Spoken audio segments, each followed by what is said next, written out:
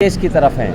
اس لیے کہ 76 سال بعد اس فیصلے نے ڈٹرمن کرنا ہے کیا طاقت قانون اور انصاف کے اندر ہے یا طاقتور لوگ اور وہ ادارے اور وہ اسٹیبلشمنٹ ان قانون دانوں، قانون اور انصاف کے رکھوالوں کو وہ اپنی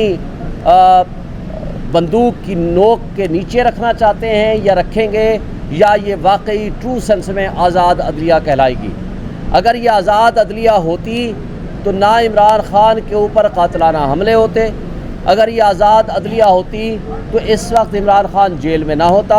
اگر آزاد عدلیہ ہوتی تو اس وقت عمران خان 2/3 میجارٹی کے ساتھ پرائم منسٹر ہوتا۔ یہ سب آپ نے دیکھ لیا جو خط لکھا گیا ہے۔ سب سے پہلے تو میں ان ججز کو سلام پیش کرتا ہوں جنہوں نے یہ جرت کی، جنہوں نے یہ استقامت دکھائی، جن میں یہ اتنی ہمت تھی کہ انہوں نے وہ سچ لکھ دیا کہ عمران خان کو سزا دلانے کے لیے، عمران خان کے خلاف فیصلے لینے کے لیے ان ججز کے رشتہ داروں کو، برادر نسبتی کو اٹھائے گئے، ایبڈکشن کیے گئے اور ان کو الیکٹرک شاکس لگائے گئے۔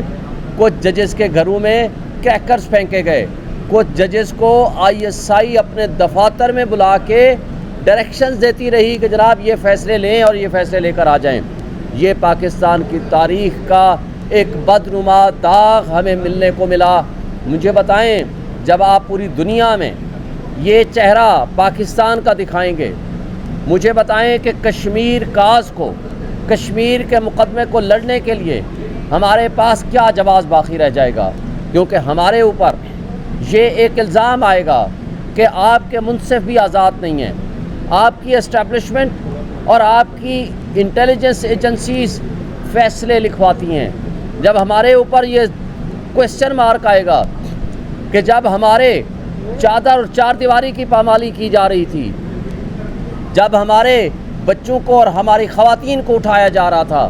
اس وقت واحد فورم انصاف کے وہ دروازے تھے جس کی طرف ہم دیکھتے تھے، مگر بدقسمتی سے وہ منصف جیل، اڈیالہ جیل میں بیٹھ کے رات کو 11 گھنٹے 12 گھنٹے بیٹھ کے رات کے 12 بجے وہ فیصلے لکھتے تھے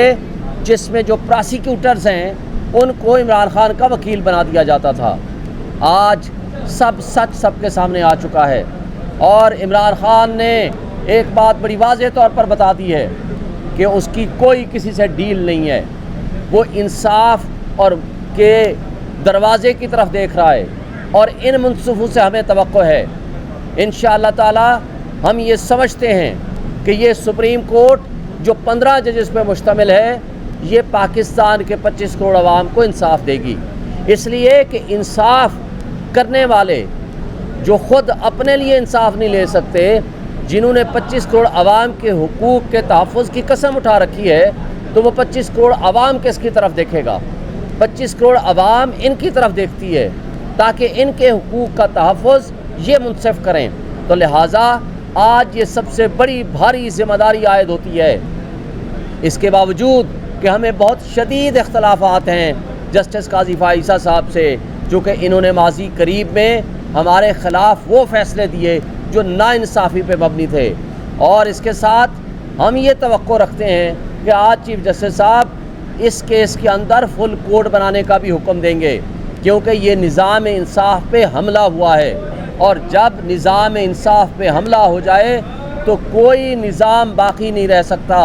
اس لیے کہ نظام انصاف کے بغیر، رول آف لا اور قانون کی حکمرانی کے بغیر نہ کوئی معاشرہ ترقی کر سکتا ہے، نہ کوئی قومیں ترقی کر سکتی ہیں۔ اور تصدق جیلانی صاحب بڑے آنریبل چیف جسٹس تھے، مگر انہوں نے اچھا فیصلہ کیا، اپنے آپ کو الگ کر لیا، اس لیے کہ ان کے اپنے بیٹے نے بھی یہ لکھ کے دیا کہ یہ کمیشن درست نہیں ہے۔ اور ایک بات اور ہم یہ بھی مطالبہ کرتے ہیں کہ پورے پاکستان کی جوڈیشری سے حلف نامے لیے جائیں اور ان کو بلایا جائے کہ کس کس انٹیلیجنس ایجنسیز نے ان سے غلط کام کرائے ہیں اور کس کس کا کیا پریشر ہے، اور اسی طرح